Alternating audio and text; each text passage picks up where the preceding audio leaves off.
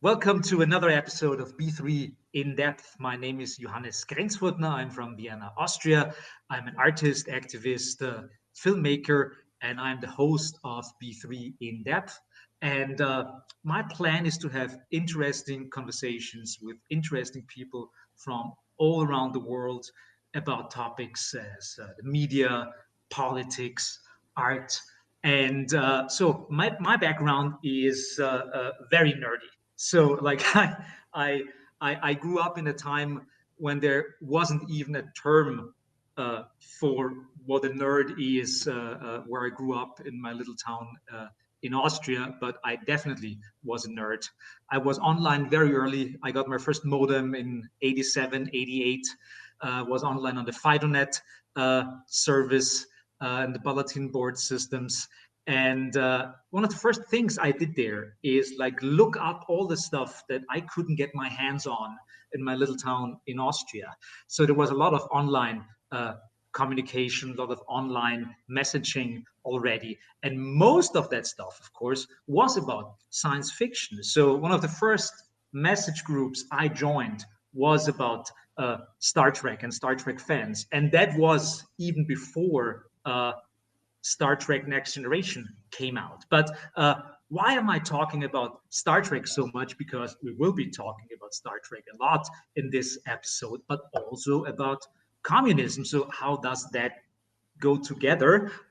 Let me introduce you to our wonderful guest, Will Nguyen. It is great to have you on the show. Well, thank you, Johannes, for inviting me. It's a real pleasure. I always enjoy doing this, and this is a real treat talking on an international level because that's what it's all about. Oh yeah, absolutely. I mean, we sometimes forget that most of the podcasts, for example, that are being recorded in the US are predominantly like targeting the US market. But of course, the internet makes it possible to watch those episodes from all over the place. And that's also probably like my first question is that if you think about the US, uh, you don't necessarily think about leftism and communism when you think about the US. The US kind of like still have this like representation in the PR machinery of our planet as the hyper capitalist ones. And that might even be true, but how did you actually get into the topic of leftist politics and the debate of a possible communist society in the US? Right. I think that's a great question, and I think the answer to that is just by living here in the United States and having events transpire, it has a tremendous impact on people's consciousness, whether they realize it or not. I happen just to be one that eventually realized it and drew some conclusions with it. But look at what's happened. We're recording this right now in 2022, but there have been tremendous events that have happened in the United States in the past few years, but also recently, last week, with the attack against abortion rights in the United States, but also 2 years ago with the Black Lives Matter movement, which was the largest mass movement in the history of the United States. It was larger than the Civil Rights Movement. Near 10% of the population went out to the streets. And that has a tremendous impact on people's consciousness. That is a reflection of the crisis of capitalism. Before that, you had Occupy Wall Street. Then you had the Bernie Sanders movement that happened in 2016 and 2020. You had the COVID pandemic and the response from the government and their inaction in a lot of ways. It raised a lot of questions about what type of society people live in and what's the name to the society that they live in, right? When we talk about 2 years ago, systemic racism, talking about the need to tackle systemic racism. What's the name of the system? The name of the system that we live in, right? The name of the system is capitalism.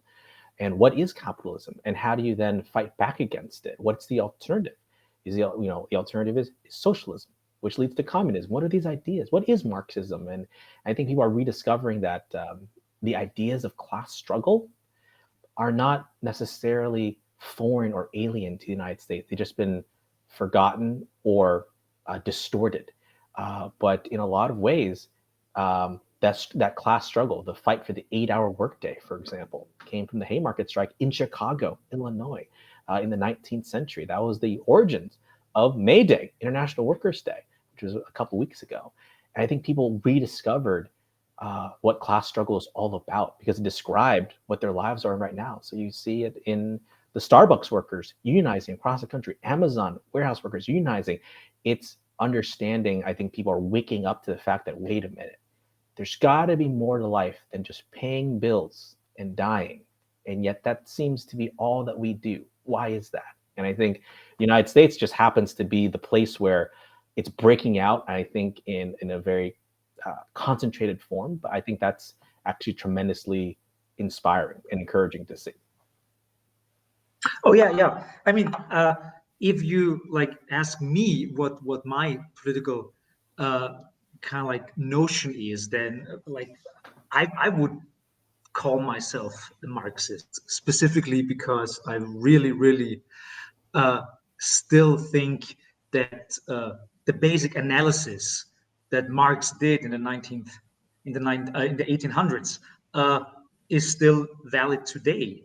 And but if I like have conversations with people and tell them, well, I'm a Marxist, then they immediately like have an most of them have kind of like an alarm reaction. They are like, my God, how can you call yourself a Marxist? Why are you a communist? Uh, why didn't you have didn't you learn anything from the last 120 years? You must be a Stalinist, etc., etc., etc. So my question would be, if you call yourself a communist or a Marxist, there is this enormous kind of like cultural or pop cultural baggage Mhm. that you and I are carrying around. So how do you usually deal with that? Right. So I think so. Another great question. I think last week I was actually out at a comic book store wearing this exact uniform, talking about Marxism. I was trying to recruit from our organization, selling our distributing our materials and talking to people about Marxism, socialism, communism.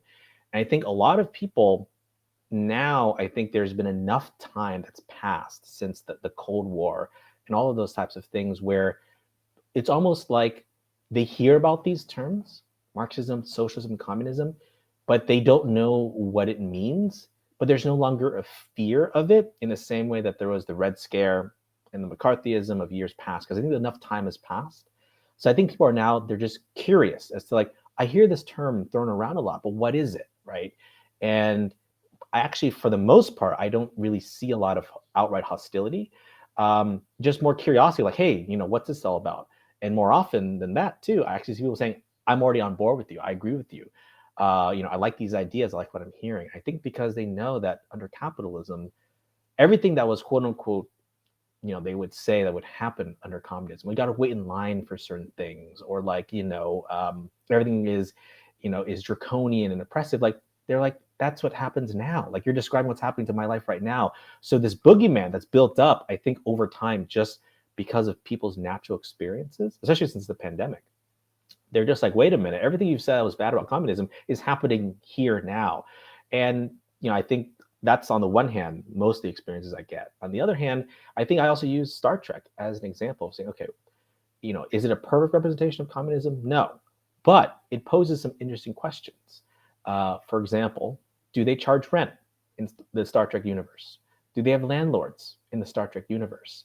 Do they have health insurance, private health care in the Star Trek universe, right? The question is no to all those things. On Earth, in the Star Trek universe, it's a united Earth with one world government. The nation state as an entity doesn't exist with hard borders anymore. What does that sound like? What does that sound like to you? Let me explain to you. There's actually a school of thought that socialism and communism, which is all about a stateless classless society where things are no longer commoditized, things that you want to essentially live, uh, you know, you can just live without actually having to commoditize yourself. So using that example, although it was never consciously Marxist, the idea that this world can exist in this fictional medium is a great jumping off point because they're like, wait a minute, aren't you describing what socialism and communism are advocating for? I'm like, exactly, that's what we're advocating for. Of course, this is a TV show, but why can't we live in a society like that? Why can't we have more free time? Why can't we have the energy and resources to pursue our creative pursuits as opposed to living paycheck to paycheck, right? And having a boss, right? All those types of stuff. So I think both those things, both the familiarity with Star Trek, but also I think people's experiences living under capitalism make it a pretty, for me, a pretty open conversation to have. People on the street, like I was on the street talking to people about communism, and that for the most part, it wasn't that big of a lift to do. Mhm. Uh, if you, I mean, they're probably, and I definitely have to invite our viewers to have a look at that. You started a Facebook group called Star Trek Comrade Posting, as far as am I right? So I did not start that group actually. Okay, It you was did not actually start started it, but by you're very someone active else, and I think I was invited, and I just happened to post frequently, and in a way, I think I've become kind of a meme unto myself, if you will. there. Mhm. People are pretty polarized on kind of like quote unquote the Star Trek communists, but I didn't create that group. They're a wonderful group of friends and people that I know created it. But it was wonderful to discover that there are others that made that connection too. I think I just happened to be one that was Mhm. vocal about it because I'm also a huge nerd. So I put the two together. Yeah, yeah. No, but what's interesting about Star Trek comrade posting is that there are many people there, many people from like a liberal and leftist background who post memes about Star Trek or have Mhm. debates there about politics. And it's so fun to see that there are constant debates, of course. Is Star Trek really communist? Isn't it more like a liberal utopia that we're It seeing? is. So there are so many of these like interesting liberal leftist uh, kind of like insider discussions or infights almost sometimes. And maybe can you talk about that, because it's almost like a little petri dish of the liberal and leftist agendas. And they play out their thing, but in the form of discussions and memes about Star Trek. Yeah, I think that's a great way to put it. I think Star Trek is a broad canvas. It is a way to tell types of stories, basically, right? In its original form, it was about moral allegories, right? It wasn't really about the science fiction. It was just a venue for them, for Roddenberry and Gene Coon and Dorothy Fontana to kind of tell these types of stories about society in general, and then it transformed itself into yet another iteration and yet another iteration. And the debates that happen in this group are often tendencies that have always existed within the larger workers' movement or the labor movement about anarchism and Leninism and um, reformism versus revolution, all those types of what is all this type of stuff. And the way I look at it is um, that's healthy on the one hand because these are not new things, and it's some things that we do need to talk about to clarify. There are differences between these different tendencies in terms of how you organize yourself politically in real life. You happen to use a TV show to do it. It's also fun as well to use that. But the TV show is inherently limited, right? Because I call myself the Star Trek communist, but I'm under no illusion that when Star Trek was made and when it's continued to be made right now, it's not a Marxist entity. Paramount is not a communist corporation where this is a conscious thing. They're not trying to foment socialist revolution, although those are things that I support. So how can you still say these things? It's because I have a particular analysis, a reading of it. It's not a perfect one-to-one fit, but it fits remarkably well.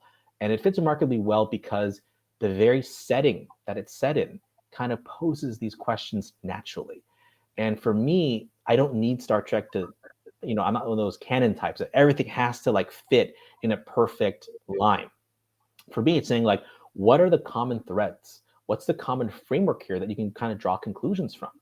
And what I draw conclusions from is saying that what I hear for about the Federation, the United Federation of Planets, what I hear about the United Earth sounds a lot like socialism to me. Sounds a lot like a lower stage of communism to me, right? If socialism is we define as the workers being in control of the means of production, workers' government, that sounds a lot like the United Federation of Planets, which is what the original Soviet Union was formed as. It was the Union of Soviet Socialist Republics. The word Russia is not present in that word at all. It was a union, all the former nations that was within the oppressed Russian Empire, the Tsar's Empire, which Lenin himself called a prison house of nations. It was supposed to be a free union, a federation of people, of Soviet republics. Soviet meaning the Russian word for council, workers' councils, that they be federated together under a socialist program, united and free.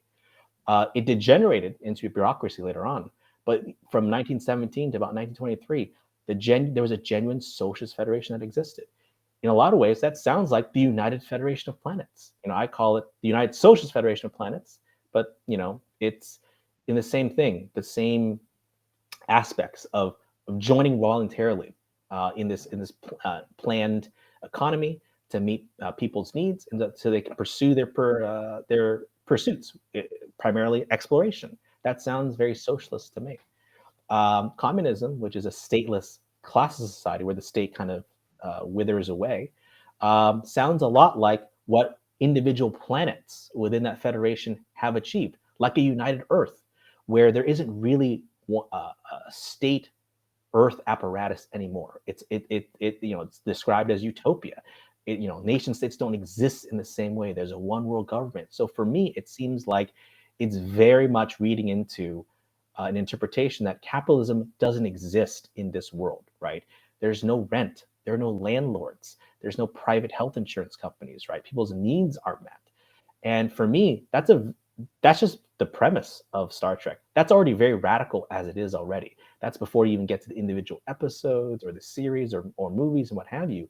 You can kind of see right there in its setting, it's very revolutionary, right? And it doesn't matter if the writers didn't intend that to be the result.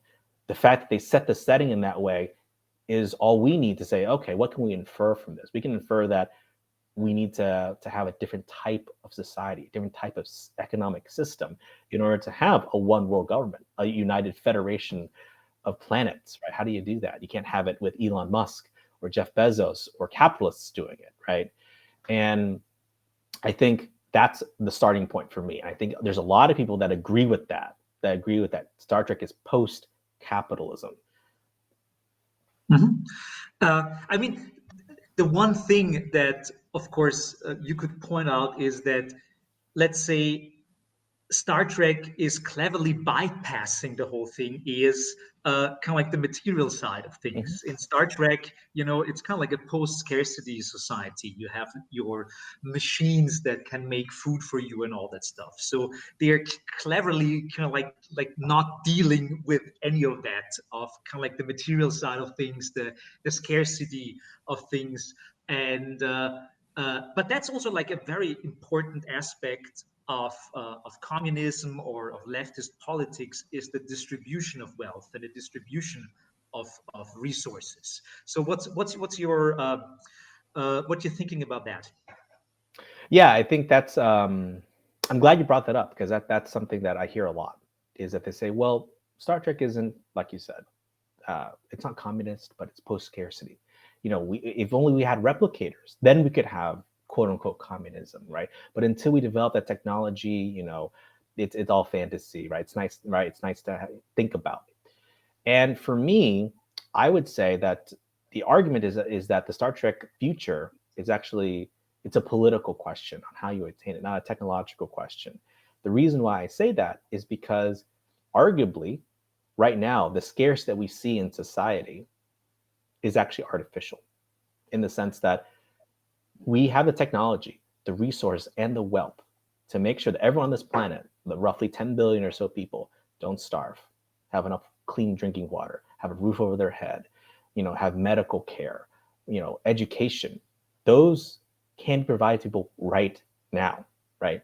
The only reason why it doesn't happen is because it's not profitable just to give those things away, just to provide for people. Profit needs to be made, right? And because profit needs to be made, that means you have to enforce an artificial type of scarcity, saying like all of a sudden food suddenly becomes scarce, housing becomes scarce, right? Because landlords need to make their money. They need to extract rents. Food producers need to mark things up and sell things at markup and profit, right? So in a lot of ways, I would argue we already live in a quote unquote post scarcity society. The question is about distribution. Who controls those types of things? So that even if replicators did exist now, if we didn't resolve the political question, who owns the replicators, the means of production, if you will, that you would still have scarcity, that you would still have a police or military that would protect access to the replicators. But you can't have, because you can't have people just replicating food left and right, because then how can you compel people to go to work? How do you keep people in line if they can actually have their needs met, right? It's that type of control that I think is essential for capitalism to work, but it's not really working as well as it did anymore. You see the cracks everywhere. So for me, I think the technological thing is a dodge sometimes to say that, we just, you just got to keep on postponing this question.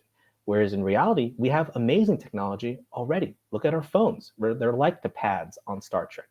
They're like the communicators in Star Trek, the touch screens, right? We have tremendous technological capacity. We don't have to actually work as long as we do. We actually should use technology to make ourselves live better lives, have more time for leisure, art, and culture and science. And yet the opposite happens. We seem to be working, at least the United States certainly, but I think other countries too, multiple jobs because inflation, rent's going up. It's getting harder and harder to live. More and more people living paycheck to paycheck, hand to mouth. But we have amazing technology. How do you square the two? You have an amazing smartphone on the one hand, and yet other people starving and being homeless on the street. How do you reconcile the two? You can't reconcile it. The only thing that you can explain it is because of capitalism, meaning it's not profitable for you to give these essentials to everyone, right? So you have to enforce a scarcity. Some people have to suffer. The vast majority of people have to suffer so that a parasitic few can enjoy the vast wealth that the vast majority of us create. We just don't control that wealth, but we create all of the wealth in society. And it just needs how do we distribute that around? How do we actually make it so that all of us can thrive fully and have the free time to go to 10 forward, or to enact a play, to learn an alien language, to play instruments, see the stuff you see in Star Trek Next Generation and all the other Star Treks, where people have the time to actually better oneself and humanity, as opposed to just, I got to worry about paying the bills, putting food on the table. There's a lot of debate recently, I think, if you talk about science fiction films and series, there's a lot of debate about realism, for example. There are many people out there who like, for example, The Expanse very much because it gives a very, very realistic uh, future where you still have like very clear uh, capitalist tendencies. There is a lot of class struggle, etc., etc., etc. And for me, I always liked Star Trek because it was kind of like bypassing that. It was just like saying, like, wait, hey, we're humans, we can better ourselves, and this is a possible future if we have the possibility to better ourselves. Still, I think, like, especially like in nerd circles, there's a lot of debate about that kind of stuff. Like, it's unrealistic. The future would more look like this and not like this. How do you react to that?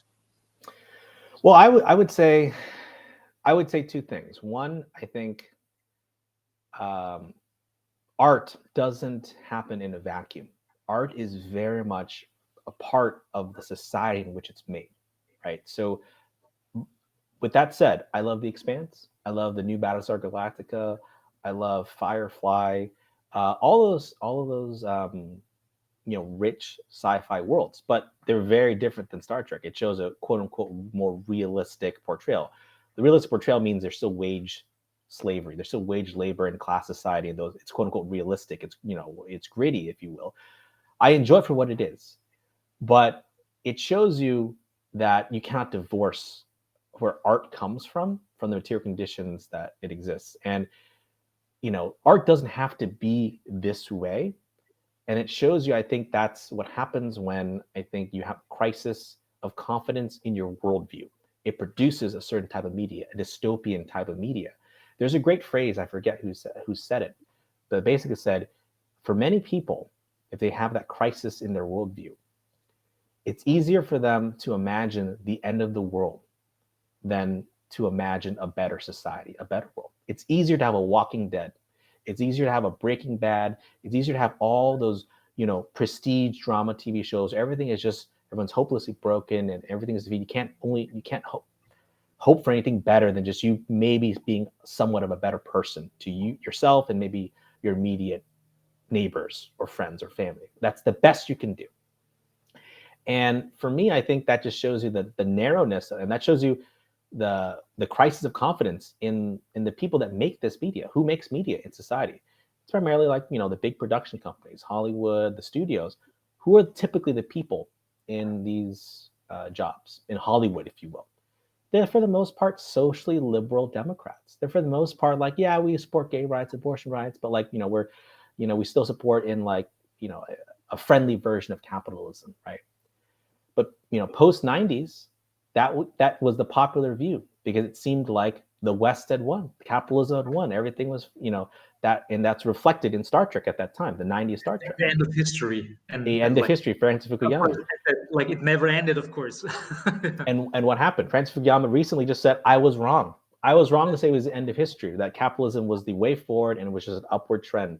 And you see that reflected. You see that reflected in the media post 9/11, especially in the United States, right, with all of the shows, right? It was a pessimism because they couldn't see a way out. So in a lot of ways, what you see in media, in science fiction, because it's so dystopian, it's a reflection on the collapse of the liberal worldview. It's a collapse of the liberal belief in capitalism being a humane form of capitalism that will just, be the UN at some point. Everyone will just agree that the UN is going to be great, and we'll figure it out through diplomacy and talking, and everything will solve everything through technology and data and reasoning.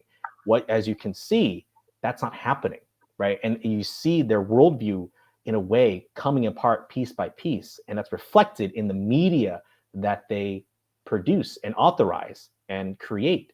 They can't see a better world. They're just like, oh, it's just going to be terrible, right? So for me, I'm saying like there's actually a positive worldview. It's a revolutionary Marxist worldview saying every progress that's made through society has been made through class struggle. We have all of the power in society. Everything that's been great about society has been struggled for. We can actually achieve so much more if we actually unite and figure these things out and figure out that we have all the power in society. To remake society, remake art, so it's more positive. Actually explore strange new worlds and strange new horizons, right? And I would say, in a lot of ways, the other thing I would say about about sci-fi and realism is that there's a reason why Star Trek still is the most popular one out of all of them. There's a reason why Star Trek is more. We still talk about Star Trek more than we talk about Battlestar Galactica and The Expanse and all those other Lost in Space. I mean, Star Wars is kind of a different story, but there's a reason why Star Trek still exists 55 plus years and going. It's because of that inherent optimism, right? That's there. It stands out. That's why I think Next Generation, although I'm a Deep Space, I love Deep Space Nine. It's my favorite one. Next Generation, I think, has captured the best that type of feel of just like there's a better way to organize our lives, and it can be like that. Why don't we have that? And everything doesn't have to be all gray, dark metal paneling. Everything doesn't have to be dystopian. It can be warm earth tone colors. It can be, it can be, you can have episodes that focus solely on art and dance and culture and bettering oneself, right? And I think that in a way has made Star Trek even more popular because everything else is dystopian, right? And everyone's like, I don't want that anymore. They're all kind of the same. So for me, it's saying like, it is realistic. You just have to have the right perspective. There has been some debate in recent years with all the new Star Trek uh, series coming out that like some people say that Star Trek has a little bit lost its way, Yeah. that it's getting too dark, that it's kind of like losing the utopian aspects that made Star Trek, as you say, what it is today. What is your reaction to that? Um, there's a little bit of a kernel of truth there. And I'll say this, though. I like a lot of Star Trek. I like all Star Trek. I like all the newer versions. I like all the older versions. I'm a big fan of them. I have my favorites, of course, but I'm not one of those people who say, "Oh, new Trek has betrayed the values of Star Trek," and what have you.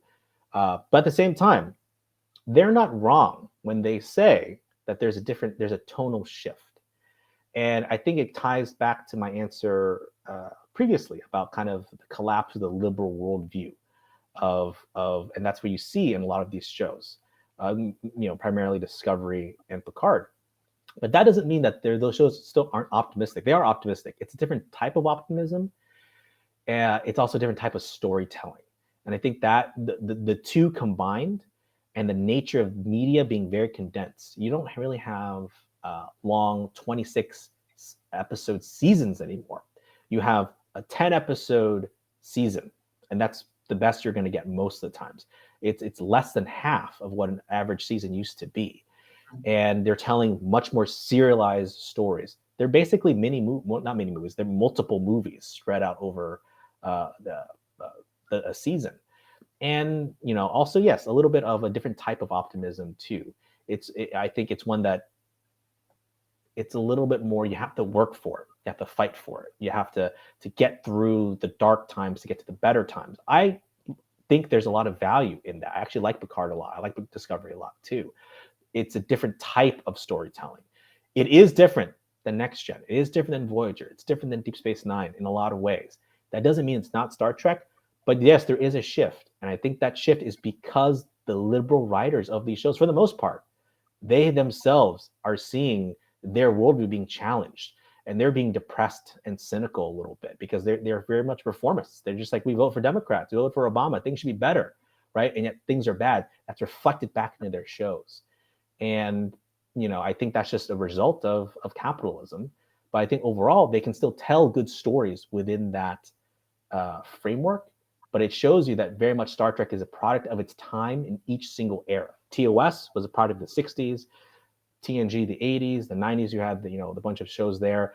Enterprise is very much in the shadow of 9/11 in a lot of ways, and start actually was there. Wars and all that stuff. Yeah, yeah, It was the yeah. start of the dark stories was in Enterprise, really. But I think so. That's my answer. Is that yes, it is a shift, but it's not like it invalidates those types of stories. But you have to again view it in a different way. You're not going to get Next Generation 2.0 from these shows, and if you go in with that perspective, then you will be disappointed because they are not doing that.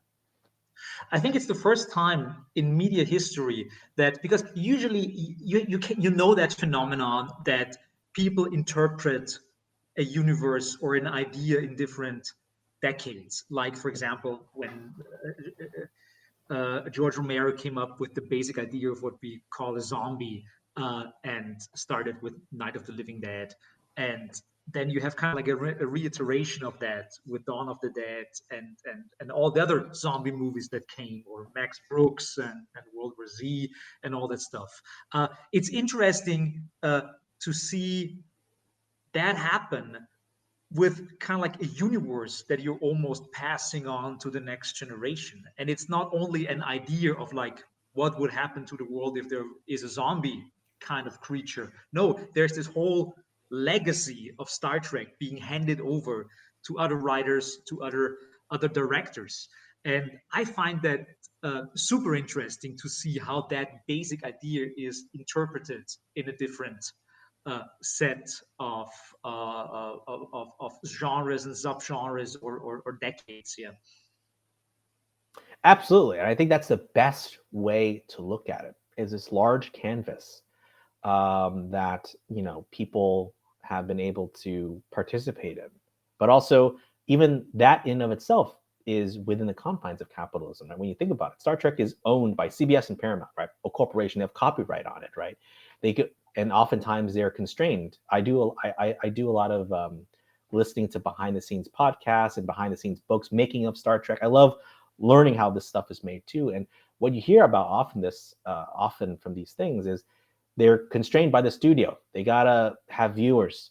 They gotta get new subscriptions. They gotta, it's on syndication. You gotta have, you know, people watching this thing because they gotta make money, sell ad time, what have you, right? So there's always that pressure too.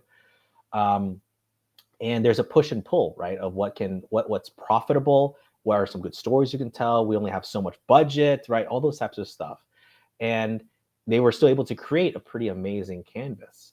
Now imagine, as great as Star Trek is right now, under the control of a private corporation, which many times only certain countries can see it, right? Like, it still hasn't been unveiled in many countries because of different laws about ownership and distribution, right? Well, that isn't that capitalism, right? Companies owning the distribution rights for this TV show, right? Imagine how much better Star Trek would be on top of what we have already if people could freely distribute this thing. If it wasn't protected by intellectual property and copyright. Like, there's tremendous amount of fan generated content out there, from stories and novels and artwork, and oftentimes Star Trek will take those things and put them back into Star Trek shows over time. They're things that they've taken from fandom circles and from the books and what have you. They're pretty lenient about that, about not cracking down on fan culture. Yeah. That's right. And imagine if you didn't have the fetters of a private corporation or a nation state saying, like, we Paramount owns this, and right, and we control the distribution and streaming rights. Imagine the flourishing of Star Trek that could happen under socialism, under communism. That wouldn't happen. That is not possible when it's controlled by a capitalist company, right? But yet there's still tremendous stories to be told, right? So it shows you that's exactly our perspective on the world, is that we already achieved tremendous things already with shackles on us. Imagine what we could do if we didn't have to have these shackles on top of it. What kind of art would we have? What kind of culture and science? It would even be on a much higher level than we have right now. And I think that's what's even more inspiring, is like, there's even better Star Trek, even things greater than that we don't even know yet, that's possible. But now it's just buried underneath IP and copyright and lawyers suing you, right? Who knows what the next great artistic endeavor is going to be? I think that Klingon is a really interesting example, that they created Klingon for the Star Trek universe, but people are just like using it. Of course, there are copyrights on certain aspects of the Klingon language, but I mean, people don't give a shit about that. They just do it. There's the story a friend of mine told me. He's a linguist, and he told me the story of a linguist convention somewhere in Poland, and there were two people meeting there, and the only common language they had was Klingon. So they had a Yeah. conversation in Klingon then, because I think the one guy was from Poland but didn't speak English, and he was an American and didn't speak Polish. But so there was no overlap in languages, just one language they both knew to a certain degree was Klingon. And then suddenly they had a conversation in Klingon. But so something like this came out of the Star Trek universe. And I think it's a really interesting example of like how that can really benefit people. I've heard similar stories too, and it's amazing. And that shows you there's a dynamic. It's a living thing, right? It can be one thing, but then it can be transformed into something else. It's the reaction, it's the relationship that people have with this, and sometimes creators can't anticipate that, nor should they. They don't know how their art is going to be responded to and reacted to, but that's what makes it dynamic and living and can take on a different form. Is you have to have this engagement. And why do people still, years after the fact, still find meaning, still find something from this to take from it, but then not only take from it, add to it? They could add to it. And this is just, I think that's why fans, for as much as toxic fan culture can be a thing, in a lot of ways, fans are kind of the energy, the masses, if you will, that energize a certain thing, that give it that life, that it can survive, and not just survive, but then thrive, take on different forms. Mhm. A good friend of mine is one of the Ferengis on Deep Space Nine, Max Grodenchik. I made a film with him, and I'm working on another one right now. He lives in Austria, like many people don't know that. I didn't know that. I didn't know Yeah, that. so he plays Rome on Deep Space Nine, and he's a really good friend for many years. And I meet him like every couple of months in Austria, because he's really like only 2 hours by car away from me, and he's such a fun character, and such a wonderful person. And he always tells me that people keep returning to his like he's always going to the Star Trek conventions, of course, and people always want to talk to him about uh, the bar association. And it's such a like an interesting like like you would not think that kind of like a capitalist, like profit driven uh, storytelling machine like CBS or Paramount would create something like an episode on one of their shows about why we need unions and why union is a good thing and why the union members are the heroes. And then there are people like Max Rudenchik who still are talking about that one episode with fans, and where they pat his back and say like, "Good thing you did that. Good thing, like good bar association, yes." And I really like that. I think it's a good example of like what stories can shape, I guess. I mean, so I will be one of those people if I ever meet Max Grunchek, and you can tell him that if I ever do meet him, I want him to sign my copy of the Communist Manifesto because I make a joke. I'm a Romunist. He's Rom, and he quoted from the Communist Manifesto. Romunism will win in the future because it's it.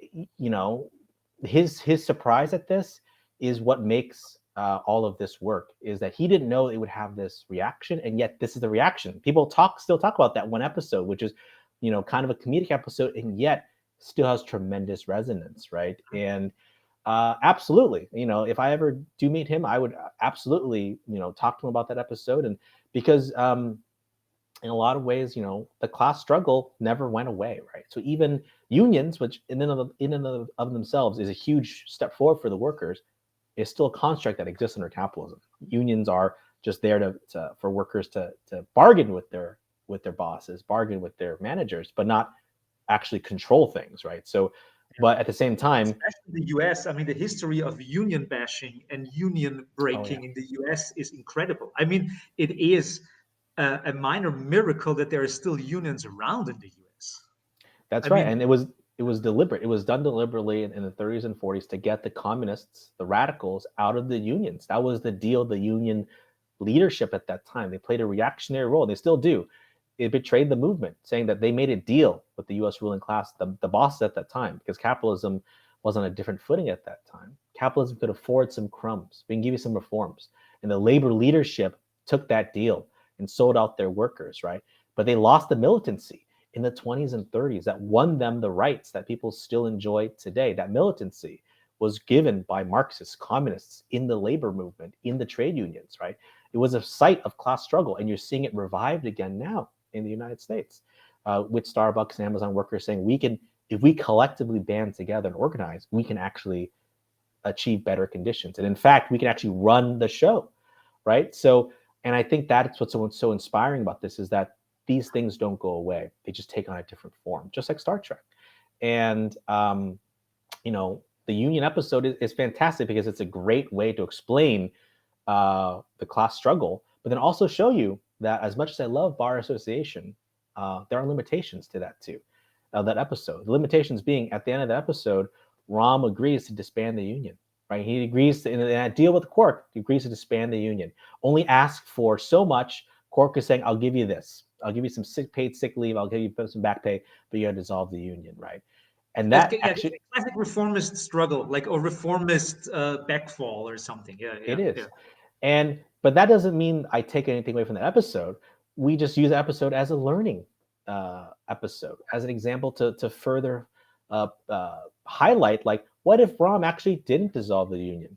Why don't the Quark's Bar? Why aren't they a co-op? Why don't they become a Quark's Soviet, where it's a council of workers that produce all the value in that bar? Why don't they elect their leadership? Why can't Quark be recalled at any time? You elect your own bar managers and bar leaders, right? They're from the people that do the work themselves, right? Going further than the episode intended is a fun byproduct of this type of stuff. And him quoting the manifesto is just a unintended um, legacy of this episode in a lot of ways. But I think it's very instructive to tell people, like, this is how you start. You fight for every right that you have. Fight to form a union in your workplace, and then you fight for unions in every single workplace. And then you say, wait a minute, why don't the unions get together and figure out, wait a minute, Why don't we actually collectively decide things based off of industry and sector, not just on our workplaces, right? Not our individual businesses. Why don't we actually then also then collectively extend this out to neighborhoods and cities and towns and actually say, wait a minute, why don't we actually extend this control to we elect our own bosses. We don't need to bargain with the bosses for a collective bargaining agreement. We actually can choose the bosses. We don't need the bosses at all. We are the ones that actually create this. That's the next jump from, I think, union consciousness to a militant consciousness, saying it's a stepping stone. Like, we can run this whole thing. We don't need to bargain with you at all. You're irrelevant. And for us, that came from an episode on the fourth season. That was supposed to be a very comedic episode. And that's the enduring legacy of Star Trek, is that it has these little um, unintended outcomes. Oh yeah, absolutely. Uh, I mean, speaking about unions, speaking about organizing, uh, there is, especially in the field of creativity and the creative industries, as they call it. I hate that term, but yeah, the creative industries. Uh, there is still a major problem there because most of the time, people, like artists and people who create stuff, uh, most of the time they're not paid very well. I mean, in the US, you have something like SAG, where you have like a union of for actors and actresses and stuff like that. But still, uh, especially those people who want to change the world, especially those people who want to create something to show people there is a possibility for a different world. Those people are most of the time the people who don't have a lot of money, who create comics or something like that, but are not being paid for that. So it's hard to unionize, like the creative industries. Yeah, What is your perspective on that? right. So the perspective of that is going back to what the Bolsheviks did and understanding what's the type of work that you can reach a mass layer of people, regardless of their individual respective workplace or individual working condition, right? So a lot of those freelancers, right, people that work, as a gig, right, all those types of stuff, they don't work a typical office job or a factory job, even if those exist anymore, right? A 9 to 5, right? How do they organize when they don't have a typical organizing type of environment, right? And the way to do that is that's why it's so important to have a mass political party, a mass political workers party that is organizing on a socialist program to say, regardless of what particular industry they're in, regardless of what workplace you're in, regardless of whether you're documented or undocumented, regardless if you're young or old, or part of your blue collar, white collar, all ages, all jobs should be unionized, right? And it's not just on individual workplaces, right? And that's actually how the unions can be defeated, when they have to take a very narrow view. Like, this is my particular workplace. I only care about my particular working conditions. I only care about my individual pay raise. Whereas a mass workers party with a socialist program, with a militant program, could tie and generalize all those things together and saying, you can the only way for you to actually change your working conditions if you demand it across the board. An injury to one is injury to all. It's an old union saying, right? And it's the union leadership that doesn't want to go further. They're the ones that actually can't win any concessions from the bosses, right? Because you just pick them off slowly, bit by bit. They get isolated. They get weakened, right? You can only, you're only grateful for the crumbs they might give you, right? Whereas if you have the threat of actually overthrowing the system, that's when the capitalists will give you everything. They're like, oh, we can actually all give you all sorts of stuff, right? We can all give you all sorts of stuff and just go back to work, right?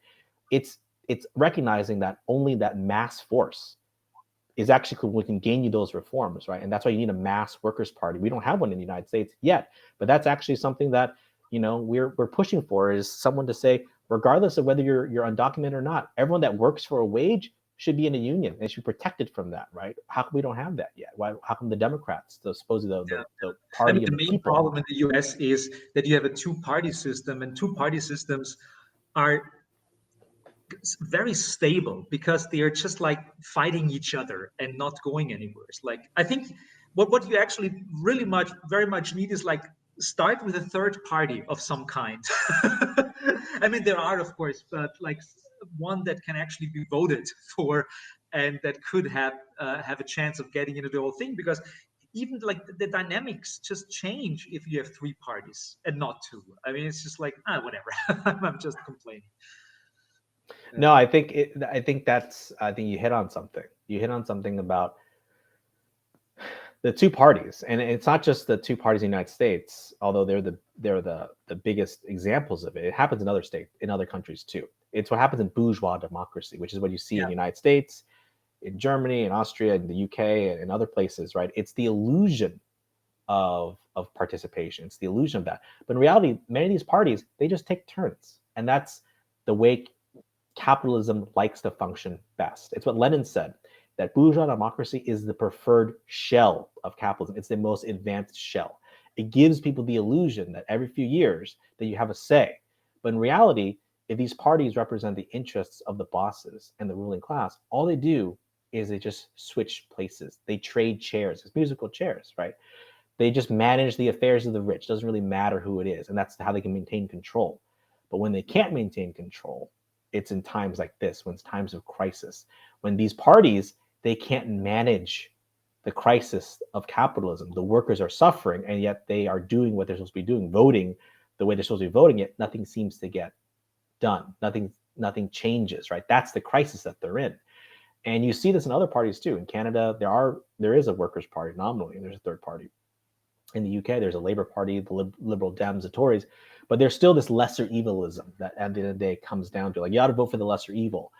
And at the end of the day, evil is still evil, right? It just perpetuates the system, the illusions in the system that if you just do one thing, it's going to marginally be better, where in reality, it just props up the system as a whole. So you need a workers' party in every single country that's willing to fight, to go all the way, that connects with other workers' parties around the world, build an international. That's what I'm trying to do with my organization, International Marxist Tendency. We actually have a section in Austria, is to build to go back to that legacy of the Communist International, of the days of Lenin and Trotsky, of building up an organization that can lead a socialist revolution, which is coming. And in a lot of ways, people are more dissatisfied with both parties. There are more people that don't vote than is either Democrat or Republican. Those are the people that you want to reach. It's not the same people that vote, blue or red. It's the vast majority of people that don't vote. They're not dumb. They vote because they don't see a dime's worth of difference in the two parties, and that is what should give us optimism, because that's the potential for a revolutionary movement. Yeah. Yeah. I remember the first time I came to a Star Trek convention. I think Max actually got me like a free ticket to go to one of the big one in Las Vegas. I remember that, yeah, and it was a very exciting time to be there and see some of the stars, and there were actually really interesting conversations and talks there. Uh, and there were also like things that made me incredibly sad. For example, there was this uh, big floor where people were like actors and actresses were selling autographs, and Yeah. like $25 or something like that, yeah. And there were people there who were definitely from the original TOS Star Trek series, like people who were like, I don't know, like 80 years old, older than that. Uh, and they were still sitting there and selling their autographs. And I had a conversation with one or two of them, and they said, like, well, that's how they make their money. There is no other way for them to make money. So, and it made me so sad that there is this like utopian concept of Star Trek. And then uh, you have it in the US where people who should have decent healthcare and a retirement plan have to work at 80 or 85 selling autographs. And that made me so sad. I can tell you. Yeah. Yeah, I mean, you nailed it. That's a contradiction. That's a central contradiction. How do you reconcile that? How do you put the square into the round hole, or the round peg in the square hole? How do you do that? That is how consciousness actually develops. Is people see how things are incredibly unequal in society. They're told one thing, but they see something else is different. That's is the seed that begins to make people question things, right? That's the beginning of class consciousness. And you're exactly right. It's horrible. Like there's a reason why Hollywood, there was an argument like there's no business that's worse than show business. It's a terrible, rotten system that show business, Hollywood, movie production, TV production, what you're seeing with Netflix and how they just overwork people to the point where like they get into accidents because they're so exhausted going from one 10-hour shoot to another 10-hour shoot. They die because they get into car accidents. There was a potential strike that happened with the Screen Actors Guild and a lot of actors, right? But at the end of the day, kind of got the leadership kind of took a reactionary view of cutting a deal with the bosses. But absolutely right. There's a central disconnect between sometimes the media that's produced about this better world and then the environment in which this media is produced, and it's absolutely rotten, right? Absolutely rotten. There's nothing defensible about the Hollywood studio executives ecosystem whatsoever, right? It's how you get a Harvey Weinstein. Like that didn't come Yeah, from nowhere, right? That's how you get these awful, terrible people, right? And yet these are the ones that are supposedly making this great media, right? These are also supposedly very liberal, right? Who does Hollywood donate the most to? The Oscars and the Academy yeah, Awards and the Grammys. Who do they always donate to? They donate to the Democratic Party, right? They donate to these liberal causes, right? And yet, what do they? They have rotten, absolutely wretched conditions in which they force people to work and extract massive profits from, right? And that's when they make, and that's if they make good stuff like Star Trek. They also make terrible stuff too, like U.S. military propaganda, right? All those shows that are just like, we just make another a movie with a lot of big action special effects. We'll take some money from the yeah, Pentagon. You can use our yeah. aircraft carriers, tanks, and The it's just military entertainment complex. Yeah, it's yeah, it's it's an ad for recruitment, right? And that's why the U.S. Army and the Marine Corps are like, sure, we'll make another Transformers movie. We're going to look good in it, right? That's the system, right, that you're in, and you're saying, wait a minute, isn't there a better way to make things that we love, art and media and culture? Isn't there a better way to do this in this massive conglomerate that pushes out monoculture? If you think about it, there's tremendous homogenization that's generated from these big companies, right? Because they got to make money, they got to sell this thing and and they're always risk adverse, right? And it shows you the working conditions can be a lot better, but then the product itself, the artistic uh, product could be so much better if it wasn't constrained by capitalism and all this type of stuff. And you wouldn't have these, TOS guest stars and these one shotters. They wouldn't have to quote unquote make a living, because when you think about it, if you break it down, the term you gotta make a living, the cost of living, right, is an incredibly dystopian phrase. What do you mean you make a living? I'm already yeah. alive. Why do I have to make a living? But that's what capitalism does. If you don't do this, you'll starve. Like, what kind of life is that, right? What that is exploitation, blackmail, basically a gun to your head, right? Got to make a living, right? I'm already living and breathing, right? Imagine if we didn't have to do that, right? So I think that is why you see a lot of class conflict exploding. People can't take it anymore, right? And you see them taking to the streets. And when that happens, we got to be able to connect that anger to everything else, to say Or it's a when we have to larger struggle. redirect it into like a positive, uh, like positive thing, because I mean what also happens, we all know that if there is a crisis in capitalism, like like fascism rises, and people start blaming the Jews for exploiting the world and not the Okay. system or like the basic idea. So like it's how can we, yeah, whatever, it's like it's we are almost at the end of our conversation. We could probably go on for hours and hours talking about that, but what is one of the things that you would like to one message that would like to give to our viewers, or one thing they should probably do, uh, that you suggest? Well, obviously, watch Star Trek, but more importantly, I would say that the Star Trek world is not just utopian fantasy, not utopian fiction. I have no illusions that Star Trek is fiction, right?